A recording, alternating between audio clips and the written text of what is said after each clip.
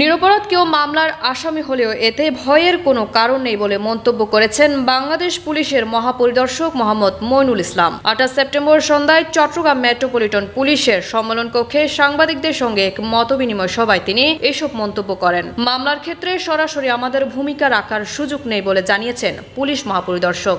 যদি কেউ নিরীহ নিরপরাধ হয়ে থাকেন, আপনাদের কারো কোনো ভয় পাওয়ার কোনো কারণ নাই, কোনো অফিসার কেউ আইও বা মামলার থানার অফিসার ইনচার্জ কেউ কিন্তু নিরপরাধ ব্যক্তিকে ধরার জন্য এম্পাওয়ার্ড না। মামলা করলে আসামি হলেই তাকে ধরতে হবে, আইনের বিধান তা বলে না। কগনিজেবল অফেন্সে কেউ একজন সত্যিকার অর্থে জড়িত তাহলেই তাকে অ্যারেস্ট করা যাবে। বৈষম্য বিরোধী ছাত্র আন্দোলনে নিহত প্রত্যেকটি ঘটনার সুষ্ঠু বিচার নিশ্চিত করা হবে বলে জানান তিনি।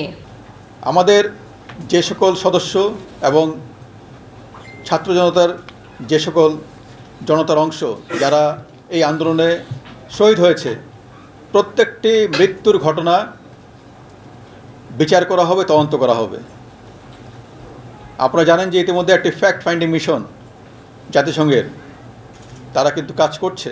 এ সময় উপস্থিত ছিলেন র্যাবের মহাপরিচালক AKM শহীদুল ইসলাম, চট্টগ্রাম মেট্রোপলিটন পুলিশের কমিশনার হাসিব আজিজ ও অতিরিক্ত পুলিশ কমিশনার আব্দুল মান্নান মিয়া সহ সিনিয়র সাংবাদিকবৃন্দ। মোস্তফা জাহেদের প্রতিবেদনে আমজাদ হোসেনের তথ্যচিত্রে CHD নিউজ 24।